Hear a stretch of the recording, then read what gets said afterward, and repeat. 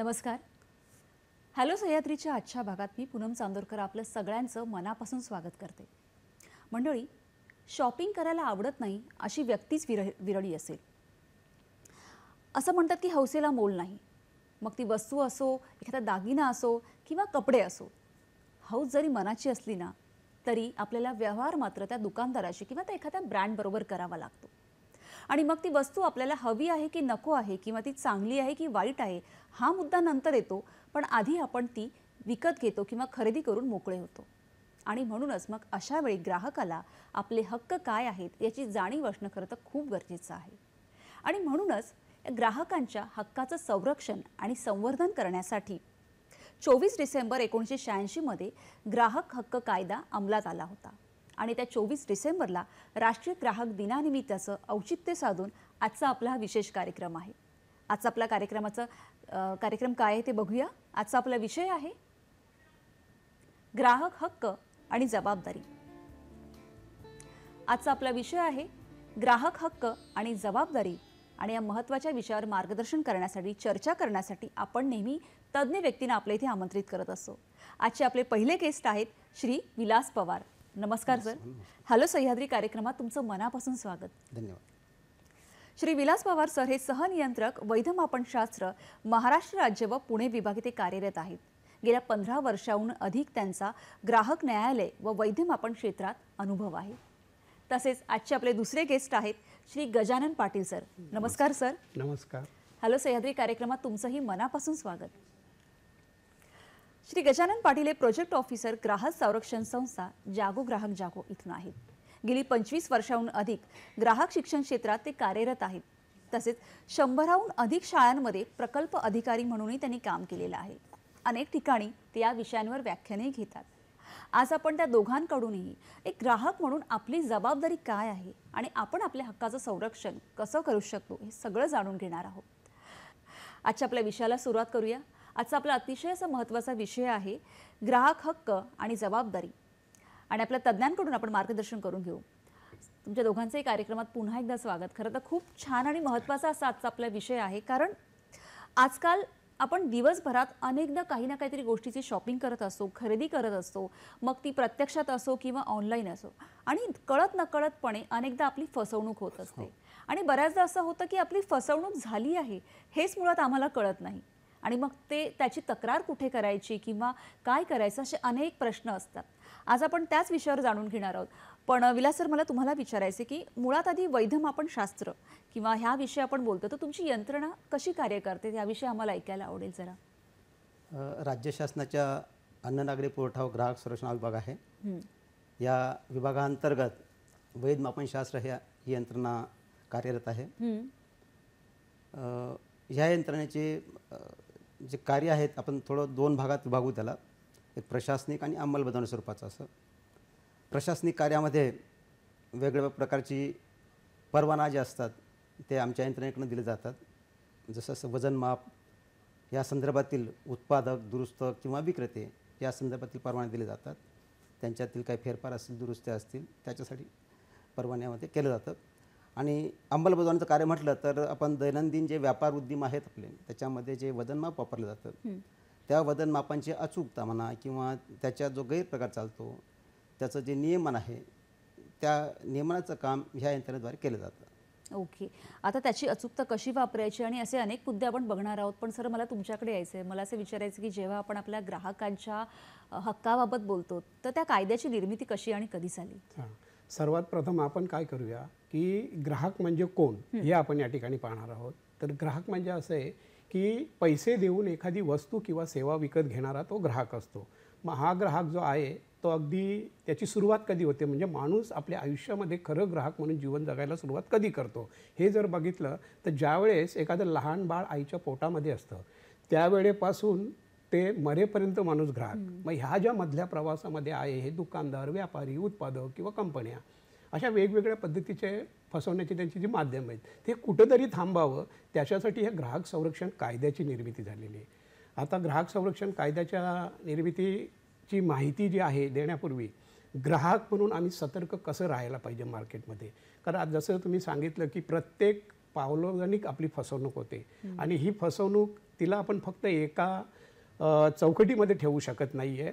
तर वेगवेगळ्या पद्धतीच्या ज्या चौकटी आहेत त्याच्यामध्ये ग्राहक म्हणून फसवणूक होते. ही फसवणूक थांबावी म्हणून जास्तीत जास्त ग्राहक जागृतीचं कार्य जे आहे हे आमच्याकडून होत असतं.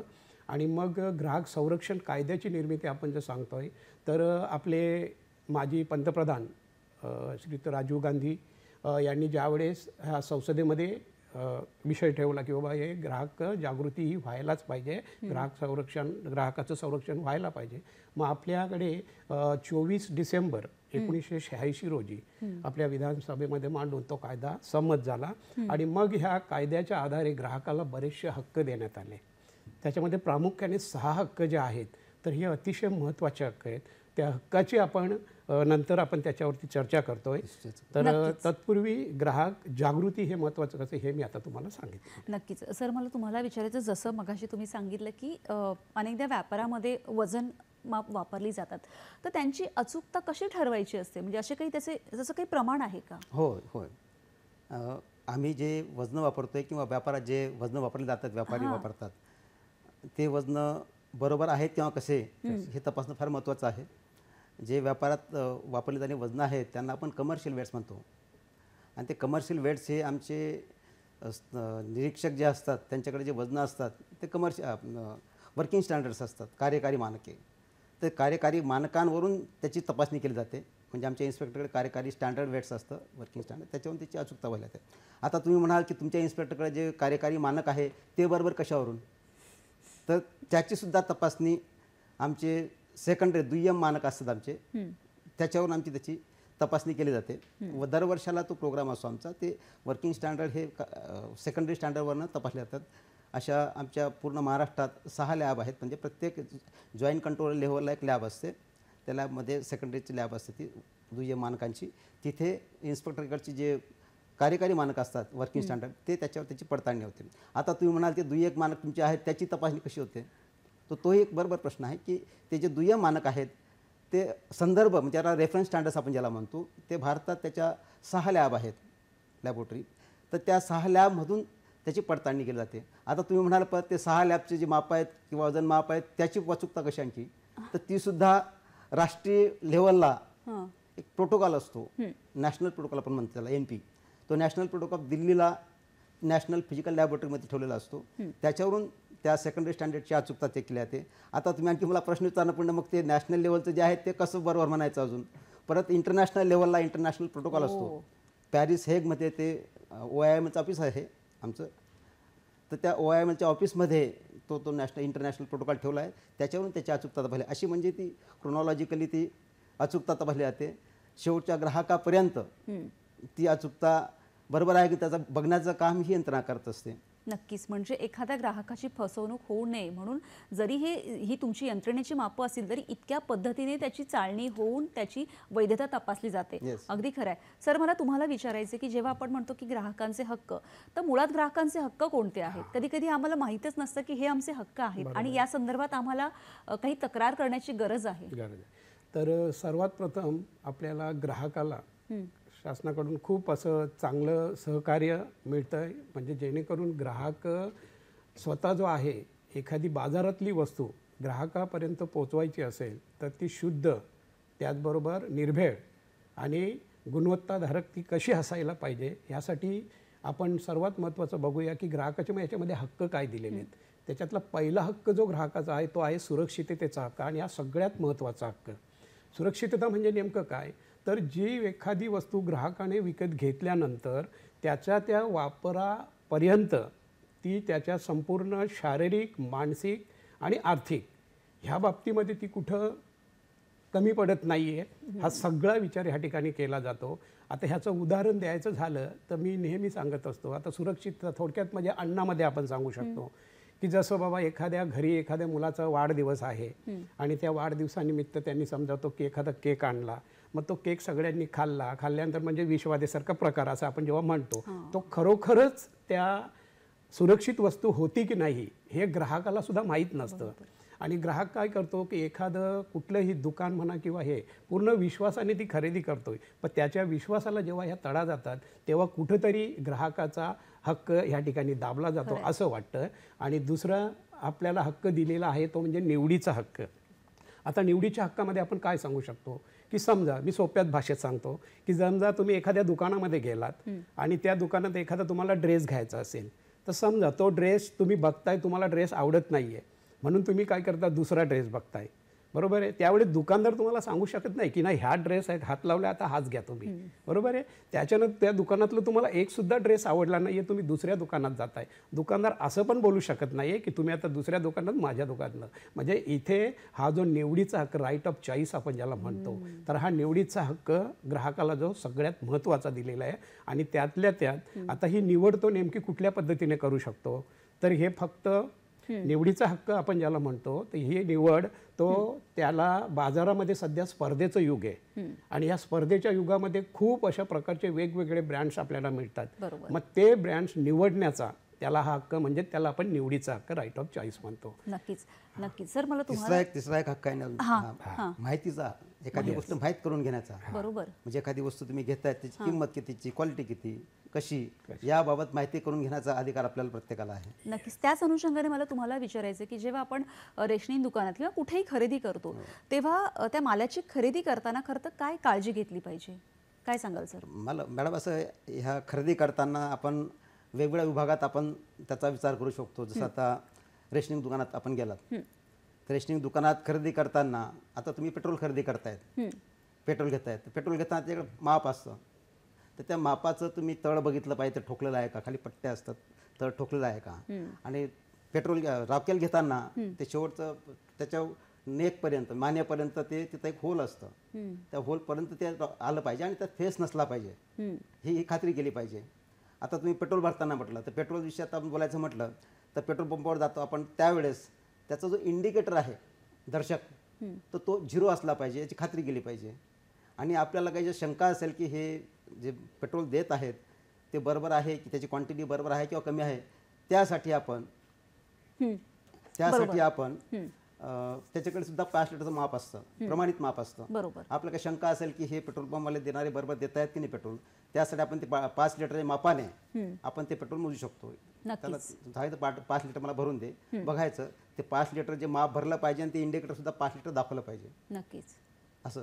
आणि याच्यात आणखीन थोडंसं मी असं ॲड करेन की जेव्हा तुम्ही आता रेशनिंगचा प्रश्न विचारला म्हणून सांगतोय की ज्यावेळेस ग्राहकाला धान्य हवं असतं त्यावेळेस ते धान्य दुकानदारानं एक सॅम्पल म्हणून वाटीमध्ये ठेवावं लागतं दर्शनी भागामध्ये. का तर ग्राहकाला खात्री मिळाली पाहिजे की हे धान्य जे वाटीमध्ये ठेवले तेच मला ते दिलेलं आहे किंवा नाही, बरोबर, हे त्या ठिकाणी पाहिलं पाहिजे ग्राहकांनी सुद्धा आणि ते ठेवलं जातं. त्याच्यानंतर मग जो त्याच्याकडे असणारा, दुकानदाराकडे असणारा जाहीर साठ्याची नोंद बाबा किती हे ग्राहकाला पण कळायला पाहिजे. कारण कधी कधी असं होतं की ग्राहक आपला जात असतो आणि मग तो का कोटा संपला, तर हा नेमका कोटा किती आलेला या जाहीर साठ्याची नोंद ती पण असावी.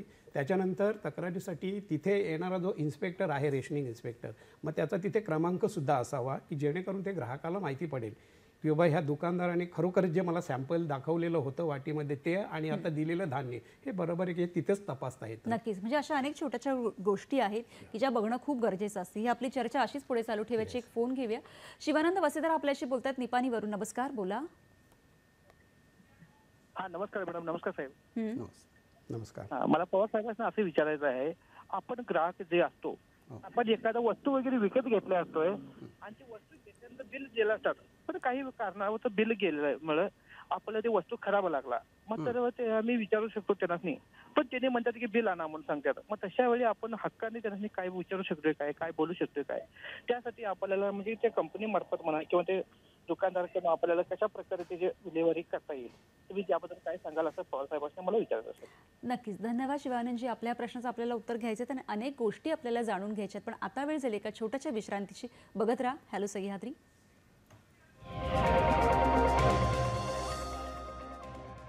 विश्रांतीनंतर सगळ्यांचं पुन्हा एकदा स्वागत. अतिशय महत्त्वाच्या विषयावर आपण चर्चा करत आहोत, मार्गदर्शन करून घेत आहोत, ग्राहकांचे हक्क आणि जबाबदारी. सर, विश्रांतीला जाण्यापूर्वी जसं शिवानंद जे आपले प्रेक्षक आहेत त्यांनी जो प्रश्न विचारला होता की बऱ्याचदा असं होतं की आपण एखादी वस्तू खरेदी करतो, कधी कधी आपण बिल ते देत नाहीत किंवा आपणही मागत नाही आणि समजा त्या वस्तूमध्ये काही डिफॉल्ट असेल आणि आपण जर ती परत करायला जातो किंवा बदलायला जातो तर त्यावेळेला ते बिल मागतात. मग अशा वेळेला काय केलं पाहिजे आपण, काय सांगाल सर? माझं तर म्हणणं असं आहे मॅडम की प्रत्येक ग्राहकाने बिलाचा हा हट्ट धरला पाहिजे. मग त्याच्याकडे पक्क बिल नसेल, त्याच्याकडे पावती नसला बिलाची, तर ते कच्चं बिलही घेऊ शकतात त्यांच्याकडनं. कच्चं बिल, कारण कसं असतं माहिती का, जेव्हा तुम्हाला एखादा प्रॉब्लेम उद्भवतो त्या वस्तू संदर्भात, त्याच्या गुणवत्तेसंदर्भात किंवा त्याच्या क्वांटिटी संदर्भात, त्यावेळेस आपल्याला तक्रार करायची असते योग्य त्या प्राधिकरणाकडे. तक्रार करताना त्या व्यक्तीने जो गुन्हा केला आहे किंवा जी चूक केली आहे ती आपल्याला कसं काय कळेल? त्यासाठी जे बिल असेल त्या बिलवरून आपण त्या व्यक्तीला त्याच्या विरोधात दावा दाखल करू शकतो. दावा करायचा असेल तर तो कंझ्युमर कोर्टातही करू शकतो, ग्राहक न्यायालयात, किंवा वैध आपण शास्त्रवाद करू शकतो. त्यासाठी एव्हिडन्स ज्याला आपण म्हणतो तो हा फार महत्त्वाचा आहे. मग ते पक्क बिलच असलं पाहिजे जरूर नाही, ते कच्चं बिलही चालेल, पण बिलाचा आग्रह धरला पाहिजे आणि ग्राहकाने तो तेवढं सजग असलं पाहिजे, असं माझं मत आहे. नक्की सर, मला तुमच्याकडे यायचं जसं याच प्रश्नाला अनुषंगाने विचारून की ग्राहक संरक्षण कायदा ग्राहकांसाठी असतो, पण ग्राहकांच्याही काही जबाबदाऱ्या आहेत असं आपण म्हणू शकतो, तर त्या कोणत्या आहेत? हां, त्याच बाबतीत आपण हे सांगू शकतो की ज्या वेळेस म्हणजे इथे मी हेच उदाहरण देतो की माणूस जेव्हा हक्कासाठी भांडतो त्यावेळेस तो त्याची जबाबदारी विसरलेला असतो. मात्र ग्राहकांनी ह्यावेळेस जबाबदारी विसरता कामा नये. जसं आता त्या भाऊंनी जो प्रश्न विचारला तर सगळ्यात महत्त्वाचं, आणि साहेबांनी पण त्याचं उत्तर दिलं की सगळ्यात महत्त्वाचं काय आहे की तुम्ही एखादी वस्तू जी घेताय विकत, तर त्यावेळेस त्या वस्तूची पूर्णपणे माहिती तुम्हाला असायला पाहिजे. त्याचबरोबर तुम्ही ती वस्तू वापरणार आहात तर ती वापरत असताना कुठल्या गोष्टीसाठी तुम्ही ती वापरामध्ये घेतलेली आहे तर ह्याची जाणीव तुम्हाला असायला पाहिजे. त्याच्यानंतर बिल जे आहे हे सगळ्यात महत्त्वाचे आहे. कारण बऱ्याच वेळेस आपण काय करतो की एखादी वस्तूचं बिल आहे ना, आपण सहज सांगतो की बिल नको आहे त्याचं, पण तेच बिल तुम्हाला ग्राहकाला ज्या वेळेस तुम्हाला काही त्या वस्तूपासून किंवा सेवेपासून हानी होत असेल तर त्यावेळेस ते बिल अतिशय महत्त्वाचं आहे. आणि बिल जे आहे हे कंपल्सरी प्रत्येकानं घ्यायलाच ही ग्राहकाची, आणि नसेल तर त्याची मागणी ग्राहकांनी करायला पाहिजे. आणि हे बिल जेव्हा घेत आहे तेव्हा तुमचं पुढची जी सुरक्षितता आहे ती याच्यामध्ये वाचू शकतो. म्हणून सर्वात प्रथम जबाबदारी ग्राहकाची हीच आहे. त्याचबरोबर ग्राहकाला एखाद्या वस्तू प्रॉडक्टविषयी पूर्ण ज्ञान असावं. त्यानंतर मी नेहमी सांगत असतो की स्वाभिमानी ग्राहक व्हा. स्वाभिमानी ग्राहक म्हणजे काय की बऱ्याच वेळेस ना काही वस्तू अशा तुम्हाला सहजपणे सांगितल्या तर अरे आता हे दुकान किंवा पैसा जे आहे ना ते नंतर द्या, नाही आहे, ते तुम्हाला कधी ना कधी त्याचे पैसे द्यावे लागतात. मग त्याच्यामध्ये तुमची फसवणूक कुठे होते की जेव्हा आम्ही अशा उधारी वगैरे सारखा हा जो प्रकार आपण ज्याला म्हणतो हे जेव्हा तुम्ही करताय ना त्यावेळेस जसं आता साहेबांनी सांगितलं की बाबा एखादी वस्तू त्यांना द्यायची, मग त्यावेळेस तो कधी कधी ती वजनामध्ये मारतो. त्याच्यानंतर कधी कधी ती वस्तू असं आहे की बाबा तुम्हाला 10 वस्तू दिल्यात, त्या 10 वस्तूमध्ये तुम्हाला एखादी वस्तू तू सहज अशी ती देऊन टाकली जाते, गुणवत्ता कमी आहे, ज्याची गुणवत्ता कमी आहे. मग आपण काय करतो की या सगळ्या गोष्टी ज्या आहेत ना याचा विचार न करता, सारासार विचार न करता जेव्हा आपण हे खरेदी करतो तेव्हा सगळ्यात जास्त फसवणूक ही ग्राहकाची होते. आणि हे कुठेतरी थांबावं म्हणून त्यांनी त्याच्या जबाबदाऱ्या मात्र ज्या आहेत त्या विसरायला नाही पाहिजे. आणि हे जबाबदारीने एखादा ग्राहक, मात्र त्याविषयी ती जसं आम्ही सांगितलं की पूर्ण तुम्हाला ग्राहक शिक्षणाचा अधिकार आहे, तर मग त्या ग्राहक शिक्षणामध्ये तुम्ही या सगळ्या म्हणजे कसं की फसवणूक जी आहे ती कधी कधी अज्ञानामुळे होते. त्यामुळे आपल्याला त्या गोष्टीचं ज्ञान असणं खरं तर खूप गरजेचं आहे. पण मला सर तुम्हाला विचारायचं की जेव्हा आपण असं म्हणतो की खरेदी करताना आपण खूप काळजी घेतली पाहिजे, मग आपण असं सोन्याची खरेदी करताना तर जास्त काळजी घेतो, त्यावेळेला काय खबरदारी घेणं गरजेचं आहे? खरं तर जेव्हा आपण सोनं खरेदी करायला जातो, सोनं तर फार महागडा धातू आहे, त्यावेळेस आपण प्रिकॉशन घेतली, काळजी घेतली पाहिजे. आपल्याला जर तिथं काही शंका असेल सोन्याच्या दुकानावर तर त्या वजनाची क्षमता, ते वजन काटा जो वापरलेला आहे त्याची क्षमता किती आहे ते बघितली पाहिजे. आणि त्या क्षमतेनुसार ॲक्च्युली त्यांच्याकडे त्या क्षमतेच्या 1.0 एवढं वजन त्या सोनाराकडे असलं पाहिजे. तुम्ही ते वजन ठेवून बघा, तो काटा व्यवस्थित दाखवत असेल, समजा आता फॉर एक्झाम्पल 2 किलोचं असेल तर छोटं असेल त्याचं 1/10 वजन ठेवलं तर ते तेवढं दाखवलं पाहिजे त्याच्यामध्ये. त्याच्या अर्थ ते तो काटा आहे तो ओके आहे आणि आपल्याला जे मिळणारं सोनं आहे ते सुद्धा ओके आहे असं आपल्याला म्हणता येईल. नक्कीच. आणि त्याचबरोबरीने मला सर सांगा. थोडक्यात हे झालं वजन काट्याच्या बाबतीमध्ये सोन्याच्या. आणि सोनं खरेदी करताना ना नेहमी ग्राहकाने शक्यतो हॉलमार्कचं आग्रह धरावा. कारण सोन्याची शुद्धता जी आहे ही हॉलमार्कच्या आधारे कशी मिळते आणि का महत्त्वाचं आहे, आणि हॉलमार्कचं दागिना जो आहे हे ग्राहकाने कसं ओळखावं, तर त्याच्यावरती ना प्रामुख्याने 5 चिन्ह असतात दिलेली. पहिलं चिन्ह म्हणजे BIS म्हणजे ब्युरो ऑफ इंडियन स्टँडर्ड, की ह्यांनी जे तपासलेलं आहे त्याचं पहिलं चिन्ह असेल. दुसरं चिन्ह जे आहे ती सोन्याची शुद्धता दाखवते. समजा उदाहरणार्थ आता 23 कॅरेट असेल तर जसं 958 म्हणजे 950 असं, तर ही जी त्याला सोन्याची शुद्धता म्हणतात. म्हणजे आता ग्राहकाला कसं की कॅरेट आपण म्हणतो, मग कॅरेटच्या बाबतीत नेमकं खरंच मला जे सोनं दिलेलं आहे 23 कॅरेटचे माझ्याकडनं जे पैसे घेतलेले आहेत, मग एवढंच शुद्धतेचं सोनं मला दिलेलं आहे किंवा नाही, ह्या बाबतीत ग्राहक साशंक असतो. कारण हे सगळे निर्णय समोरच्या विक्रेत्याकडे असतात. आणि त्याच्यामध्ये तिसरं चिन्ह आपण ज्याला म्हणतो तर ते म्हणजे की ते हॉलमार्क कुठल्या सेंटरला तपासलेला आहे, हे तिसरं चिन्ह असावं. त्याच्यानंतर चौथं चिन्ह जे आहे आपण ज्याला म्हणतो की जसं सरांनी आता सांगितलं की स्टँडर्डाइज वजन जे आहे स्टॅम्पिंग करून जे दिलं जातं, तर त्याच्यासाठी मला वाटतं आपल्याकडे हॉलमार्क 2001 पासून सुरुवात झालेली आहे. तर 2001 याच्यासाठी A, 2002 साठी B असं म्हणजे कुठल्या वर्षी तपासलेलं आहे ते एक चिन्ह त्याच्यावरती असतं. आणि ज्या सोनाराकडनं तुम्ही दागिना घेतला त्या सोनाराचा एक लोगो असतो. तर अशी 4-5 चिन्ह जे आहे ती ग्राहकाने अवश्य बघायला पाहिजे सोनं खरेदी करताना. आणि हॉलमार्कचं एक आणखीन महत्त्व असं आहे की त्या ठिकाणी तुम्ही जेव्हा ते सोनं मोडायला दुसरीकडे नेताय त्यावेळेस त्या सोनं म्हणजे जी चालू किंमत जी आहे सद्य परिस्थितीतली त्याच किमतीमध्ये तुम्हाला त्याचा मोबदला मिळत असतो. तर म्हणून ह्या सगळ्या गोष्टी ग्राहकाने सोने खरेदी करताना बघायला पाहिजे. म्हणजे दागिना कुठेतरी मोठा आहे म्हणून मी तो दागिना विकत घेतला असं करू नका. तर भले तो थोडा असेल पण त्याच्यात शुद्धतेचं प्रमाण असलं पाहिजे की तुम्ही ज्या वस्तूचे पैसे दिले तीच वस्तू तुम्हाला दिलेली आहे की नाही हे पाहणं त्या ठिकाणी ग्राहकाचं काम आहे. नक्कीच. म्हणजे अशा या छोट्या छोट्या गोष्टी आहेत की ज्या ग्राहकाने जर बघितल्या तपासल्या तर नक्कीच आपली फसवणूक कमी होऊ शकते आणि आपण जबाबदारीने ती वस्तूची खरेदी करू शकतो. म्हणजे जसं आपण म्हणतो की सोनं सगळ्यात महाग आहे पण ह्या गोष्टींची काळजी घेणं खरंच खूप गरजेचं आहे. सर मला अजून तुम्हाला विचारायचं की जसं आपण म्हणतो की पॅकिंगच्या काही वस्तू असतात मग त्याच्यावरची MRP असेल किंवा बाकीच्या काही वैध गोष्टी असतील त्या कशा तपासल्या पाहिजेत आपण? मॅडम आमचा वैध मापनशास्त्र विभागात पॅकेज कम्युनिटी रूल्स म्हणून काय नियम आहेत, पॅकेज कम्युनिटी 2011.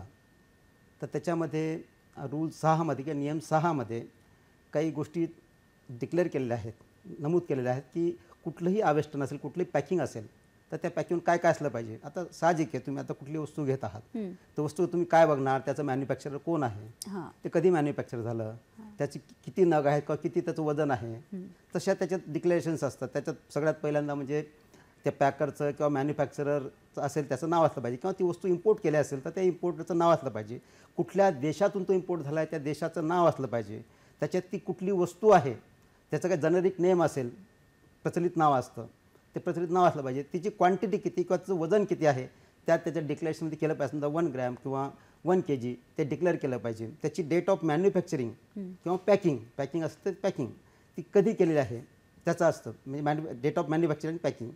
किंवा त्याचं फूड प्रॉडक्ट असेल तर त्याची डेट ऑफ एक्सपायरी त्यासुद्धा त्यात मेन्शन केलं पाहिजे. नंतर त्याचं नेट वेट त्या वस्तूचं ते तिथं डिक्लेअर केलं पाहिजे. आता तर 2024 मध्ये जानेवारी 2024 मध्ये युनिट सेल प्राईस अजून ॲड झाली त्यामध्ये. म्हणजे एखादी वस्तू तुम्ही घेत आहात तर त्याचं वजन तर तुम्हाला देणं मस्ट आहे की 1 kg आहे, पण प्रति ग्रॅम किंवा प्रति लिटर किंवा प्रति नग त्याची व्हॅल्यू किती युनिट सेल प्राईस ज्याला आपण म्हणतो ती सुद्धा मेन्शन करणं आवश्यक आहे. त्या वस्तूमध्ये किंवा त्या पॅकिंगमध्ये कुठलाही काही तुम्हाला प्रॉब्लेम आला क्वालिटी किंवा गुणवत्तेविषयी किंवा वजनाविषयी प्रॉब्लेम आला तर तुम्हाला तक्रार करायची असेल तर त्यांच्या विरोधात तक्रार करायचं असेल मॅन्युफॅक्चर पॅकर विरोधात तर ती तक्रार कुठे आणि कशी करावी त्यासाठी पत्ता त्यांचा ग्राहक प्रतिनिधी जो असतो त्याला कंझ्युमर मॅनेजर म्हणा तिथं मॅनेजर किंवा त्यांचा कंझ्युमर सेल असेल त्याचा नंबर दिला पाहिजे, तिथे मोबाईल नंबरचे काय असेल त्याचा ईमेल ID दिला पाहिजे, ते सगळं तिथं मेन्शन केलं पाहिजे. ते मॅन्डेटरी हे सगळं आवश्यक आहे. जर ते केलं नसेल तर त्या PCR नुसारच्या पॅकेज कम्युनिटी रूलनुसार त्याचं उल्लंघन होतं.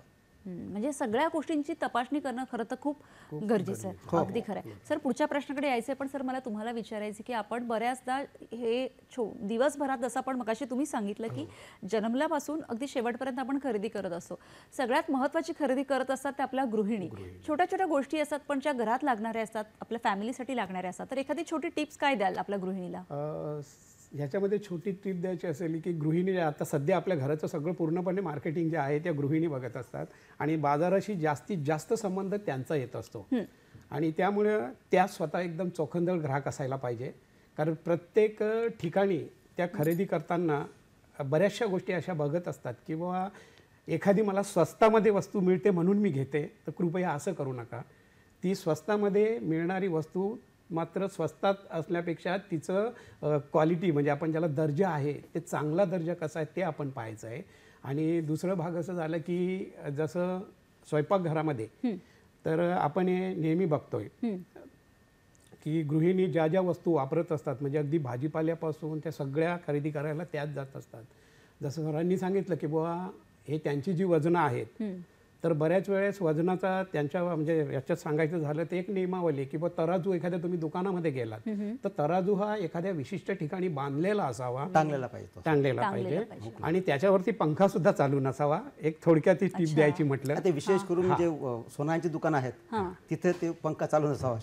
अच्छा, म्हणजे जेव्हा ते वजनमाप आहे तिथे वरती पंखा चालू त्याचं नसावा. शास्त्रीय कारण असं की तो फॅन चालू असतो, त्याचा जो फोर्स बायोन्सी फोर्स म्हणतो त्या बायोन्सी फोर्स सुद्धा त्याला, कारण तो सूक्ष्म असतं मिलीग्राम मध्ये, तर ते सुद्धा त्याच्यावर इम्पॅक्ट करू शकतं. म्हणून थोडं वजनात तफावत येऊ शकते. ओके, म्हणजे किती म्हणून त्याला केसिंग असते बघा तुम्ही, काचेची केसिंग बघा तुम्ही असते ते वजनाच्या बरोबर वजन काट्याला. अगदीच, म्हणजे किती छोटीशी गोष्ट असेल पण तिची खबरदारी घेणं खूप गरजेचं असतं. सर, चर्चा पुढे चालू ठेवू, एक फोन घेऊया.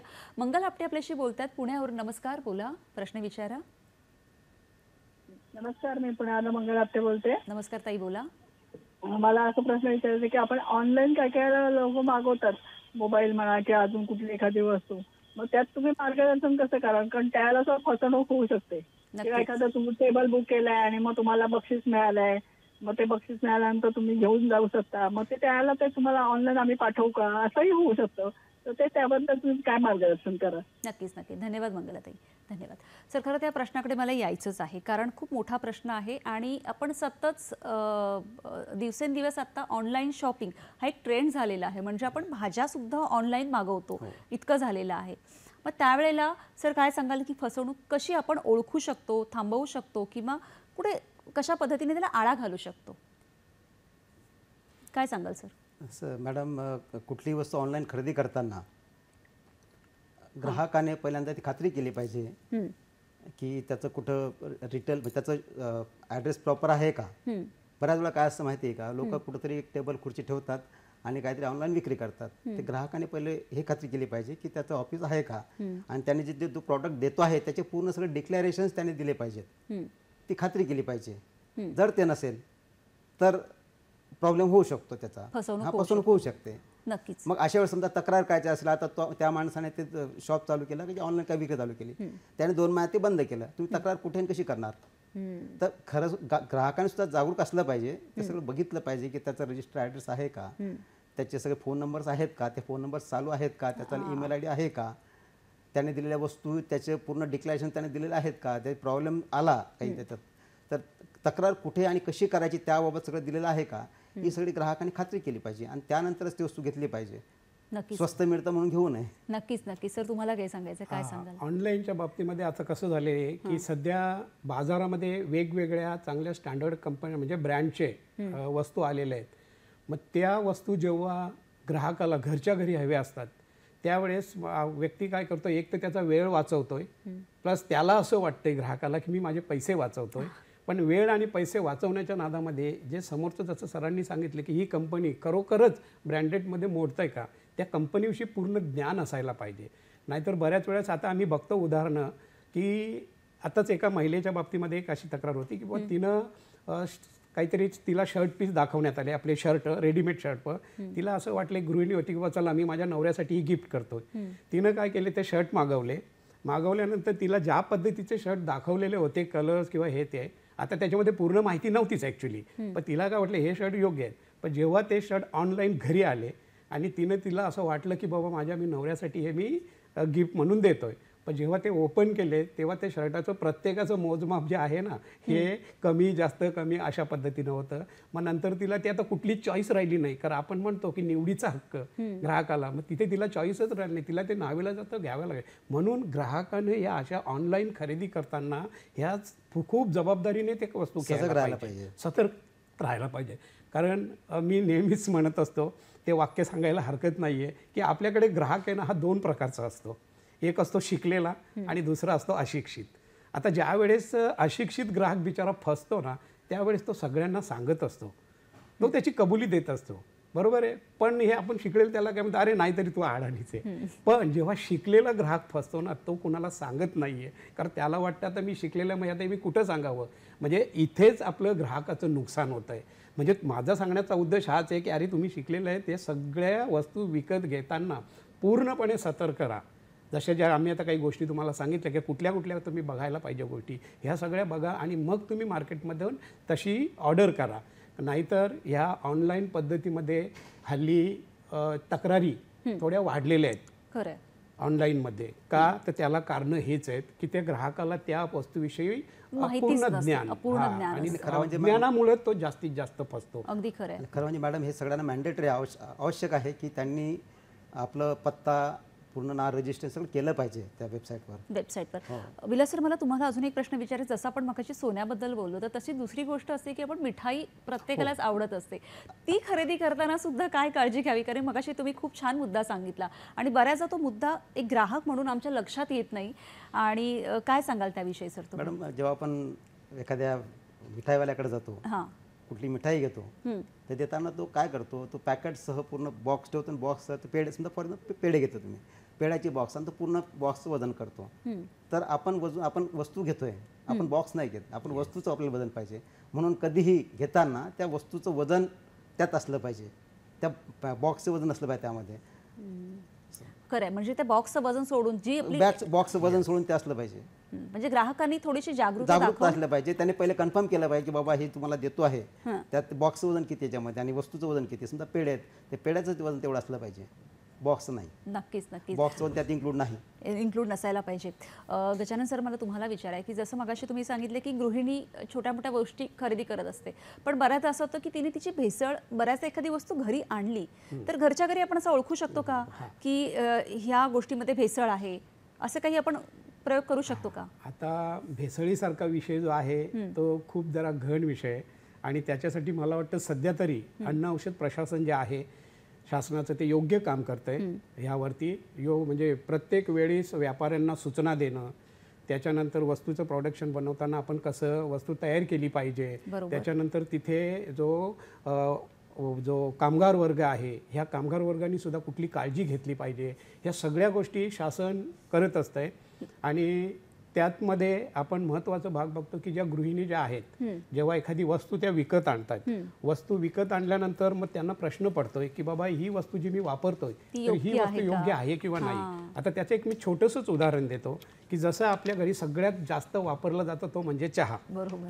आणि हे चहा जे आहे ते चहा बनवण्यासाठी आपण ज्या ज्या त्याच्यामध्ये घटक टाकतो त्याच्यातला पहिला घटक म्हणजे चहा पावडर. आता ह्या चहा पावडरमध्ये भेसळ आहे किंवा नाही, आता हे जर तुम्हाला ओळखायचं असेल, कारण प्रत्येक गोष्ट लॅबमध्ये तपासली पाहिजे असं नाही आहे, लॅबमध्ये तिचा रिझल्ट नंतर येतोय, पण तुम्ही गृहिणींनी घरच्या घरी तुम्ही कसं ओळखू शकता. तर त्याच्यातलं मी आता बघा तुम्हाला चहाचंच दाखवतो इकडे की चहा पावडरमध्ये भेसळ आहे किंवा नाही हे जर ओळखायचं असेल तर सहज आणि सोपा प्रयोग आहे. असं एक वहीचा कोरा कागद घ्या, मला वाटतं सगळ्यांकडे कागद आहेत, तर तो कोरा कागद अगदी आपल्या साध्या पाण्यामध्ये तो कागद भिजवायचा आहे.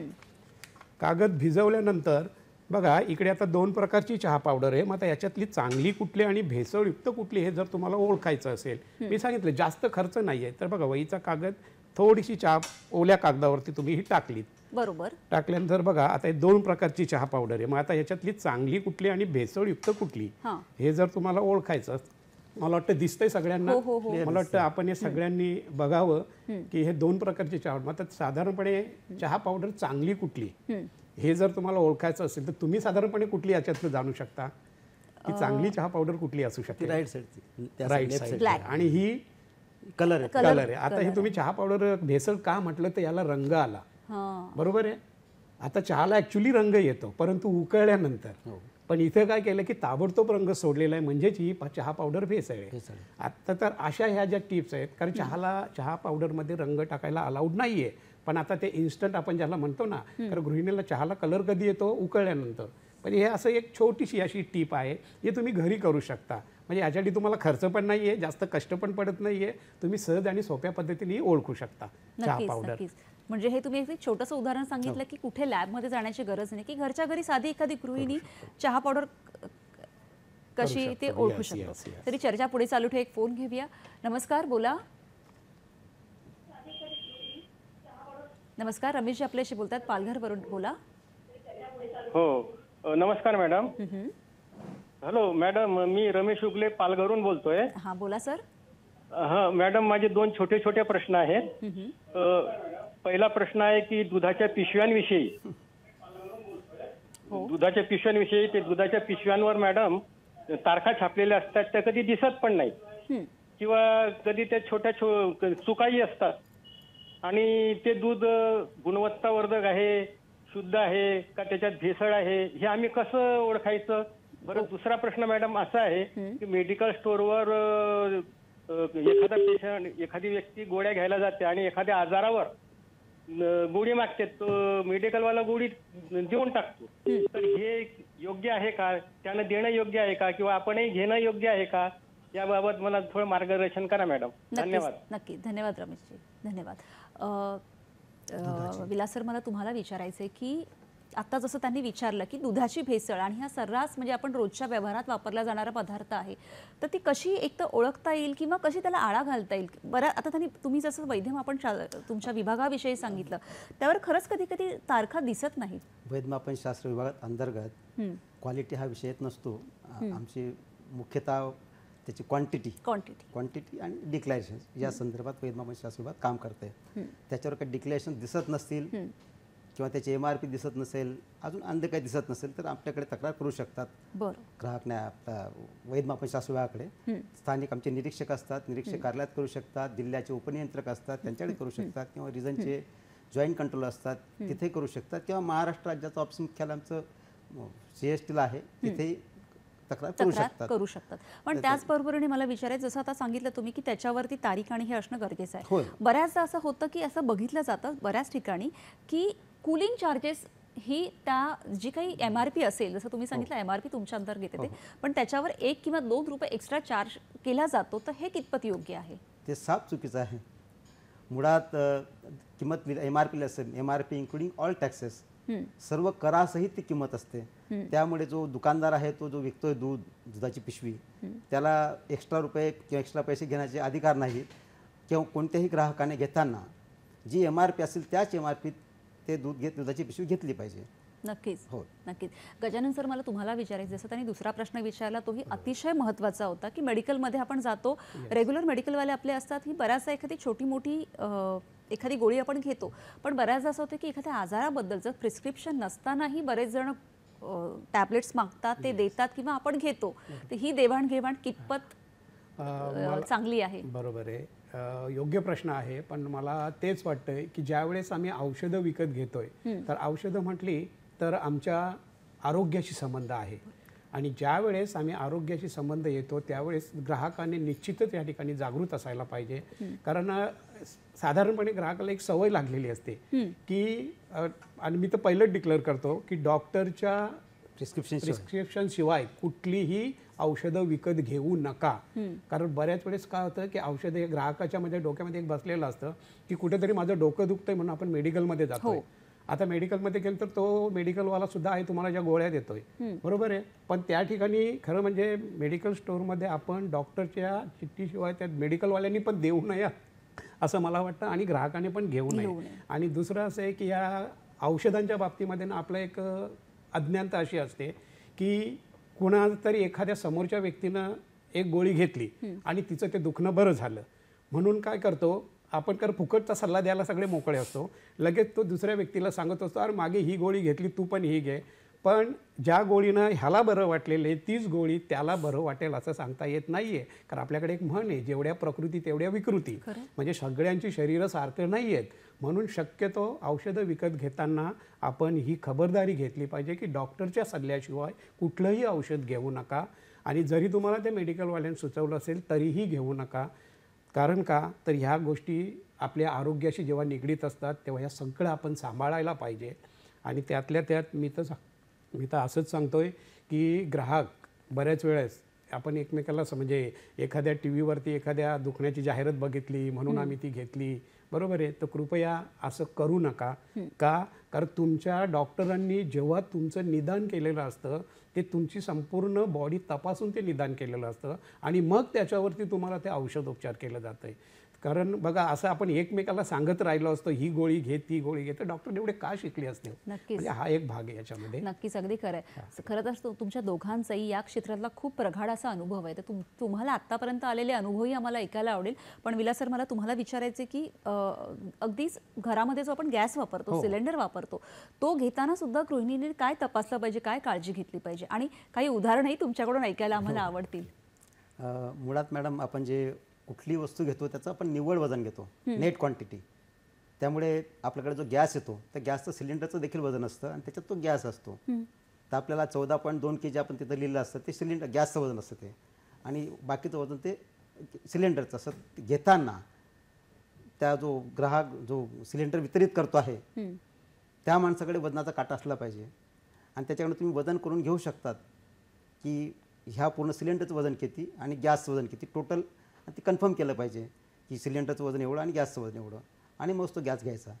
तुम्हाला जर कमी वाटत असेल तर तुम्ही तक्रार करा. पण बऱ्याचदा असं होतं की आपल्याकडे जे गॅस घेऊन जे येतात ते फक्त गॅस ठेवतात आणि जातात. नाही, पण आपण आग्रह धरला पाहिजे, त्यासाठी गृहिणीने आग्रह धरला पाहिजे. तर तुम्हाला काही संशय असेल तर त्यांना म्हटलं बाबा मला एकदा वजन करून दे. नक्कीच, नक्कीच. आणि तो तुमचा अधिकार आहे.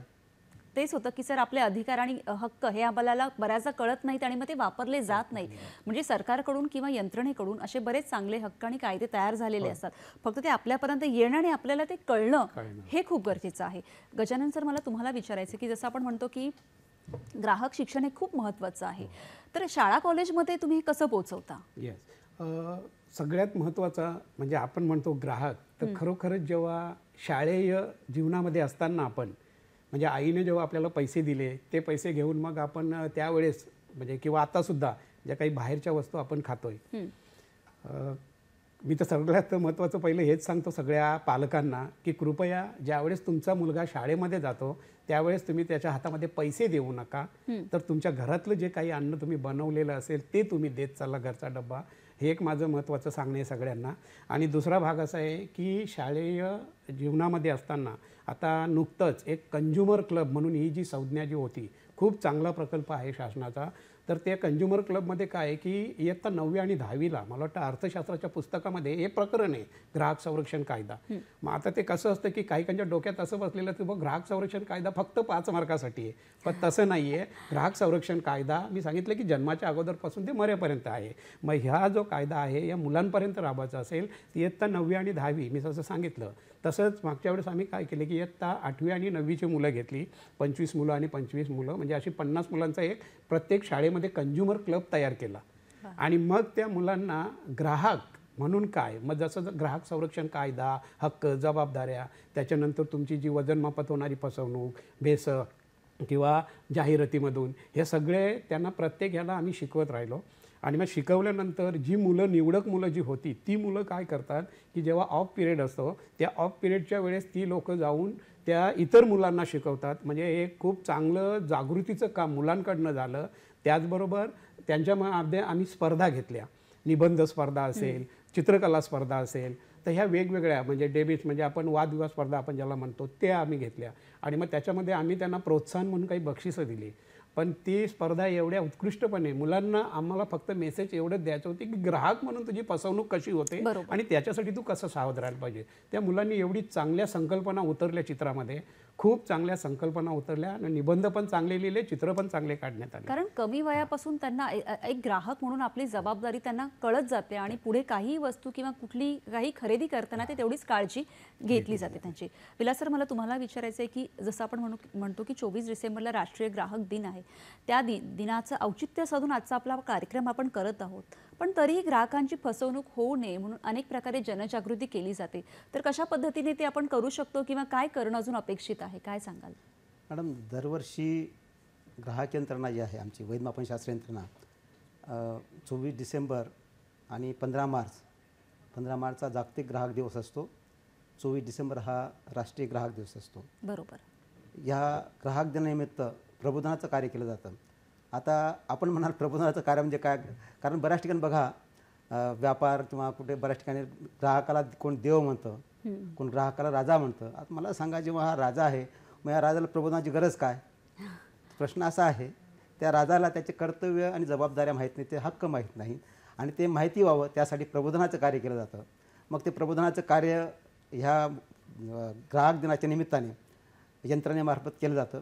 ठिकठिकाणी वेगवेगळ्या शाळा कॉलेज असतील, वेगळे बस ST स्टँड असतील, बस स्टॉप असतील, अशा वेगवेगळ्या ठिकाणी आमचे शिबिर आयोजन केले जातात, प्रदर्शन भरले जातात त्याच्यामध्ये. आणि त्याच्यात ग्राहकांना समजून सांगितलं जातं की बाबा खरं वजन कसं ओळखायचं, त्याच्यात काही वजनामध्ये काही गडबड असेल ती कशी ओळखायची, एखादं माप असेल त्या मापातली चूक कशी ओळखायची, या बऱ्याच गोष्टींचं प्रबोधन केलं जातं, शिकवलं जातं. त्याच्यातनं वेगवेगळ्या पथनाट्य असतात, पथनाट्याच्या माध्यमातून केलं जातं, वेगवेगळे बॅनर्स लावले जातात आणि विषय असतील, असे थीम असतात प्रत्येक केंद्र शासनाकडे दिलेल्या, त्या थीमवर चर्चासत्र आयोजित केलं जातं. त्या ग्राहक क्षेत्रातील जे तज्ज्ञ व्यक्ती असतील त्यांना बोलवलं जातं, त्यांचे व्याख्यान आयोजन केलं जातं आणि त्या माध्यमातून ग्राहकांचंही प्रबोधन केलं जातं. नक्कीच. आणि आपल्याकडे अशी हेल्पलाईन नंबरही आहे की ज्याच्यावर जर एखाद्या ग्राहकाची फसवणूक झाली तर ते तक्रारही करू शकतात. हो, तक्रार करू शकतात. त्यासाठी आम्ही त्या आमचं जे शिबिर असतात वेगवेगळे आम्ही आयोजन केलेले आहे, त्या शिबिरामध्ये आम्ही सगळं तक्रार कुठे करायची, कशी करायची याबद्दल सगळे तक्रार नंबर दिले असतात. आता आपल्याला आमच्या तक्रार करायची असेल आमच्याकडे तर आमचा जो नंबर आहे तो नंबर आहे 22622022. बरोबर. म्हणजे इथे कुठेही आपल्याला जर आपली तक्रार करायची असेल तर स्क्रीनवर आपला जो नंबर दिलाय की 2262. नंतर व्हॉट्सअप नंबर देखील आहे 9869691666. इथे तुम्ही व्हॉट्सअप तक्रार करू शकता किंवा ईमेलद्वारे करायचं असेल तर त्या dclmms_complaints@yahoo.com या ईमेलवर करू शकतात. तसेच आपला आणि कंझ्युमर, आता काही ठिकाणी कसं असतं, ऑल इंडिया लेवलच्या तक्रार काय असेल, त्याला एखादा राजस्थानचा असेल किंवा कुठल्या दुसऱ्या स्टेटचा माणूस असेल किंवा महाराष्ट्राचा असेल, त्याला आमच्याकडे तक्रार करायची असेल तर ते नॅशनल कंझ्युमर हेल्पलाईन पण आहे, NCS, त्याला पण NCS पोर्टल 1915 हा त्याचा नंबर आहे आणि त्याचा ईमेल ID देखील आहे consumerhelpline.government.in. नक्कीच. म्हणजे कुठूनही अगदी कन्झ्युमर हेल्पलाईनवर सुद्धा 1915 हा नंबर आहे, तिथूनही एखादा ग्राहक त्याची फसवणूक झाल्यावर ती तक्रार करू शकतो. कारण बऱ्याचदा असं होतं की तक्रार कुठे करायची आणि मग आपल्याला वेळेची कमतरता आणि मग कुठे काय माहीत नसल्यामुळे आपण तो विषय सोडून देतो. पण खरं तर ग्राहकांनी जागरूक राहणं खरंच खूप गरजेचं आहे. आपला कन्झ्युमर हेल्पलाईन नंबरही दिलेला आहे की 1915, यावर तुम्ही तुमची तक्रार कुठूनही करू शकता. खरं. गजानन सर, मला तुम्हाला विचारायचं आहे की आपण मुलांना प्रशिक्षण देतो किंवा काय, की अजून काय सांगता येईल की कशा पद्धतीने आपण आपली जबाबदारी ओळखली पाहिजे किंवा गृहिणींना किंवा ज्येष्ठ नागरिकांना काय सांगाल? याच ग्राहक जागृतीच्या बाबतीमध्ये सांगायचं झालं तर कृपया मला तर मी सगळ्यांना ग्राहकांना सांगणार आहे की सर्वात प्रथम तुम्ही बाजारामध्ये फिरताय, जसं सरांनी सांगितलं की कंझ्युमर इज अ किंग, ग्राहक राजा आहे. मग खरोखरच तुम्हाला मार्केटमध्ये राजासारखी वागणूक दिली जाते किंवा नाही, मग ती दिली जात नसेल तर मग आपण त्याच्या बाबतीमध्ये कसं सतर्क असायला पाहिजे हे सगळ्यात महत्त्वाचं आहे. आणि वेगवेगळी शिबिरं जी आहेत ती शिबिरं, नुकतंच मागे आम्ही एक TOT सारखे कार्यक्रम घेतले. त्या कार्यक्रमांमध्ये आम्ही काय केलं की त्या कार्यकर्त्यांना आम्ही प्रशिक्षित केलं किंवा एखाद्या एरियामध्ये प्रत्येक वेळेस आम्ही जाऊ शकत नाही आहे, मग त्याच कार्यकर्त्यांनी तिथे त्यांचं ते काम चालू ठेवावं की बाबा जिथे एखादी अशी कोणाची फसवणूक झाली असेल तर ती फसवणूक संबंधित कार्यालयाकडे त्या तक्रारी करायच्या आहेत. तिथे कुठे दुसरा हस्तक्षेप कोणी करू नये. तर संबंधित कार्यालय शासनाने त्याच्यासाठी बसवलेले आहेत आणि त्याच कार्यालयामध्ये तिची तक्रार व्हायला पाहिजे. दुसरा भाग असा आहे की जसं मी आता विद्यार्थ्यांच्या बाबतीमध्ये सांगितलं, ते विद्यार्थ्यांनी सुद्धा हेच करायला पाहिजे की जसं आम्ही मागच्या वेळेस आता मिलेट्ससारखा एक प्रकार आहे, तो मिलेट्स आपण हे केलं म्हणजे खाण्यामध्ये कसं आलं पाहिजे ते सुद्धा आम्ही सगळं सांगितलं. सगळ्या पद्धतीने जागृती जागृती असायला खरंच आता आपण बघितलं की जसं सरांनी सांगितले की ग्राहक राजा आहे, या राजाला आपली जबाबदारी काय, अधिकार काय, कर्तव्य काय याची जाणीव असणं खरं तर खूप गरजेचं आहे. छोट्या छोट्या गोष्टी असतात की ज्या पद्धतीने आपण आपली फसवणूक थांबवू शकतो. आजचा आपला कार्यक्रम कसा वाटला तुम्हाला आमची माध्यमं तर माहितीच आहेत, आम्हाला नक्की कळवा. सर तुम्ही इथे आलात आणि इतक्या छान पद्धतीने आम्हाला आमची जबाबदारी, आमची कर्तव्य समजावून सांगितली, त्याबद्दल खरंच खूप खूप धन्यवाद. आणि मीही या ठिकाणी हॅलो सह्याद्रीचे आभार मानतो की आम्हाला या ठिकाणी संधी दिली बोलण्याची आणि जास्तीत जास्त ग्राहकांपर्यंत पोहोचण्याची. मी पुन्हा एकदा ग्राहक राजाला विनंती करतोय नक्कीच की पुढील वेळेस वस्तू घेताना खूप सावधगिरीने राहा आणि सगळ्या बाबतीने सावध राहा, सतर्क राहा. धन्यवाद. धन्यवाद.